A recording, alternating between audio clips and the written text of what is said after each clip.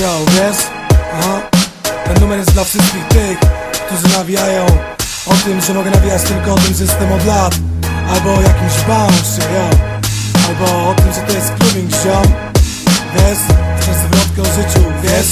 To masz teksty o życiu, wiesz?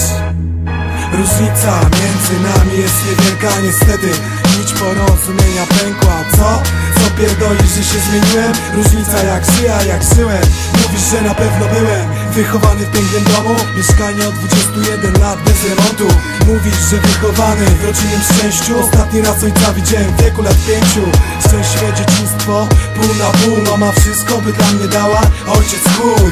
Co urodziny, czekanie na telefon. Dziecko nie pojmie, że ojciec jest inną kobietą. Nie pojmie, jak można zapomnieć o urodzinach imienia gwiazdce i spać spokojnie. Zapaść głęboki sen, się nie obudzisz. Marzeń jak ten, każdy może wyjść na ludzi. Sam nie wiesz, że dokładnie jest prawda. Pewien siebie jak ćma, lecisz do światła. Obraz w głowie budujesz na domysłach i się nie domyślasz, że prawda jest przykra. Sam nie wiesz, że dokładnie jest prawda.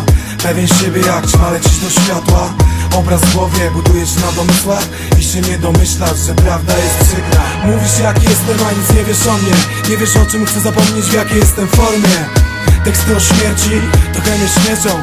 Coś mi tu śmierdzi, ci, którzy gówno wiedzą. Mówisz, prawie umarłem, gdy mnie ugryzło osa. Ledwo życie wydarłem, gdy krew leciała z nosa.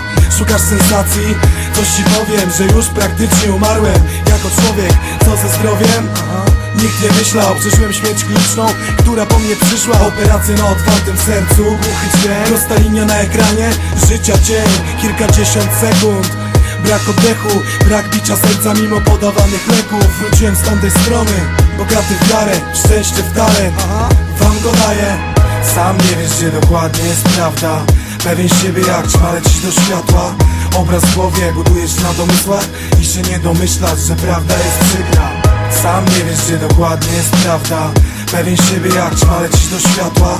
Obraz w głowie budujesz na domysłach i się nie domyślasz, że prawda jest przykra.